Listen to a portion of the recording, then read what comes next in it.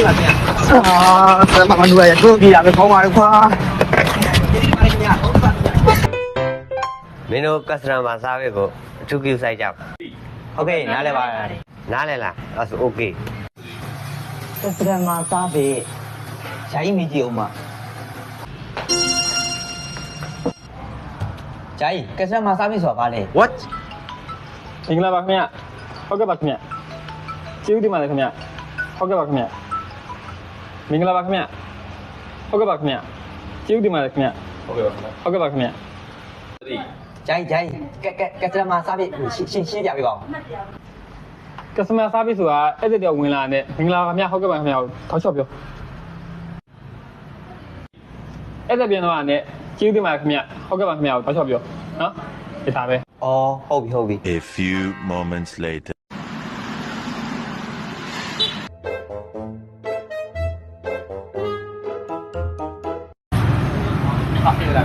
ဟာဧည့်သည်လာရ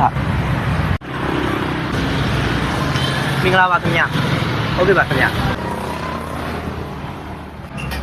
ဒီဇိုင်းကလေးอ่ะ ပါခင်ဗျ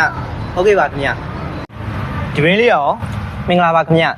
ဟုတ်ကဲ့ပါခင်ဗျ what ဒီဘင်းလေးအောင်ရင် မင်္ဂလာပါခင်ဗျဟုတ်ကဲ့ပါခင်ဗျ ဟာဒီကောင်စားပြီကွာဒီဘင်းလေးရော မင်္ဂလာပါခင်ဗျ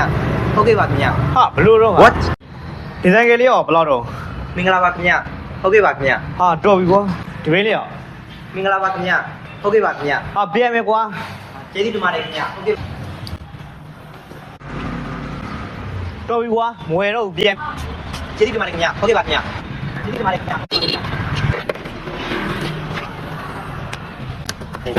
ကျေးဇူးတင်ပါတယ်ခင်ဗျဟုတ်ကဲ့ပါခင်ဗျကျေးဇူးတင်ပါတယ်ခင်ဗျဟုတ်ကဲ့ပါခင်ဗျ ဆရာမလူရတို့ပြရမယ်ခေါင်းပါလေကွာ ကျေးဇူးတင်ပါတယ်ခင်ဗျဟုတ်ကဲ့ပါခင်ဗျ